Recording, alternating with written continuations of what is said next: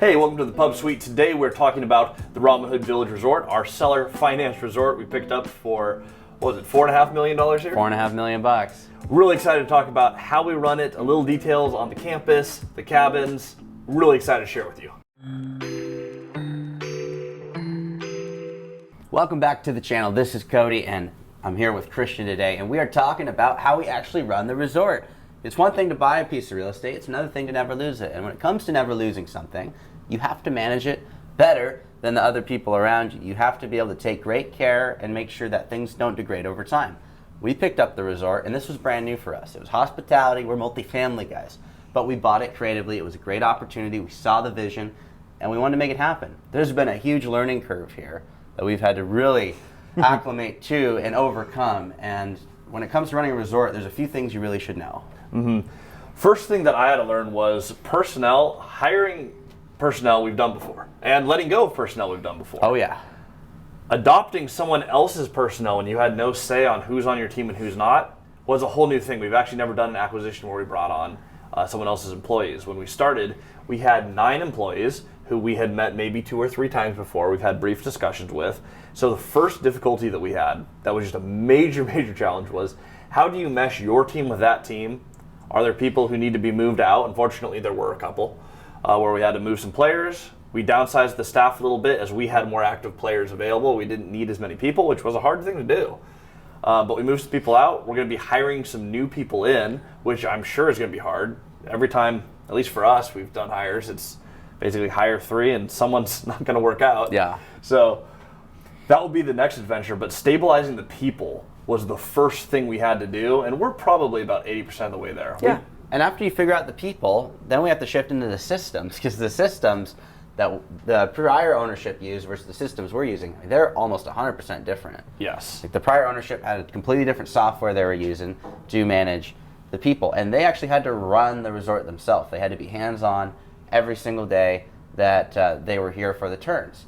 For us, we can't do that. We had to get different systems with those people so that they could be competent and go in and actually get the jobs done. We went from 2-night minimums to 1-night stays.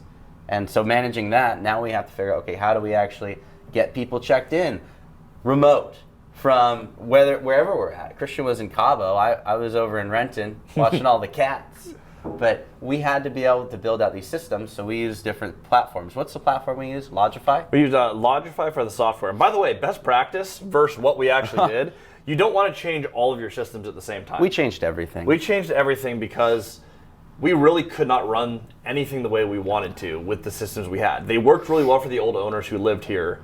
The husband was the maintenance guy. He was the head of maintenance. He was very handy. He had a lot of tools. The wife was quality control. She's run multiple businesses before. She's really good at running her roles. You remove the 2 people who live on site. It's like, okay, the software didn't work.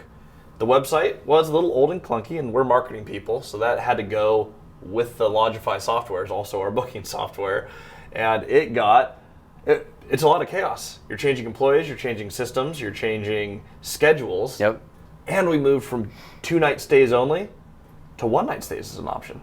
We also opened up different time periods for the weddings. We often offered 1-day weddings. We do 2-day, 3-day. It's completely different packages than the prior ownership. And we picked up another property next door.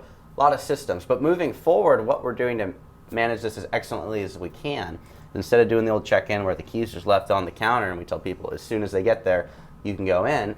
Now what we're doing is we're going to rekey everything, and it's going to be key code. It'll sync up with Logify so that the people, when they're doing their check-ins, the guests come in, they're automatically going to get a text. Systematizes everything and takes a lot of the burden of getting check-ins done off of our plate, off the prior ownership's plate, and off of our staff. And I'm super excited for that. That's going to be huge. Once we have that all in place, you have the systems, everyone's used to the systems. We've done a few quarters of the new reporting. You have the right employees, which we have some great people in the right spot right now. Oh yeah. Which has made a world of difference. We've got through a majority of storm season. We had our first snowstorm and our first flood and our first major power outage in several years. So now that we're through those things, it's fun to get to enhance your systems to really optimize this. The project here and the opportunity that we saw was we have a resort that no one will buy because it has to be hands-on. The systems are awesome for a retired couple. They're not awesome for a business owner. How do we retool what we have here so that we have a repeatable system that we can plug and play anywhere else? And that's what we're working on here now. And all the big resorts on planet Earth have systems. Small resorts don't, because typically they can't afford them. We want to find a way. How do we afford it? The Robert Kiyosaki model, so that we can systematize this resort and really just make it a community to where the ownership structure can be super involved but doesn't have to be. Yeah, speaking of the resort, if anyone wants to check this place out, we're standing in the historic pub suite. We just got the furnace back on for the historic Robinhood suite, which used to be the restaurant. Awesome campus. It's about 12 acres. We're going to be opening up the property next door. Where do people actually find the booking website for this if anyone wants to visit us? RobinhoodVillageResort.com. And if you want to book direct and save a little bit of money, you can send a text message to 360-490-8168. Yes. Very excited to have you guys here. Now, when this resort was actually built, I mean, this is a historic property. That's another thing in the operations that we should really talk about. Built by John Beckman. How do you love a building and really take care of the history of a 1934 building? The maintenance is a piece we haven't talked about yet. Oh, no. For maintenance for us, we've had a few things that were a little bit just crazy timing. The furnace has never had a problem. Until it did, when we bought it. And that will happen every time you buy a deal, by the way. That happened to us in Moses Lake on a septic tank before. It happens on electric. But problems don't happen until suddenly you own it, and instantly, boom, things fail. For us, it's a huge campus. There's lots of things that can fail. It just happened to be that one furnace. A lot of things happen. However, it's all fixable. And when it's done, if you take care of things, they will last a very long time. Yep. We are, speaking of systems, I'm going to end on this. We are hiring for a director of maintenance. If anyone is a local, ideally, or wants to live in and around Union, right now I'm taking on that role. We had someone for that role. It wasn't a good fit for them, which was fine. They're still an awesome member of our staff.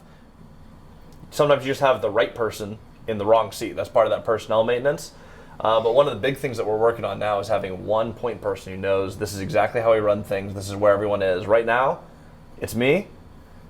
I don't want that to be me forever. That's not a repeatable system. We want it documented in a book, in an operations manual, and have a point person responsible for it. Yeah, so we'd appreciate it if you want to reach out. Just put a comment down below. And as always, make sure to like, comment, and subscribe, and we'll see you guys next time.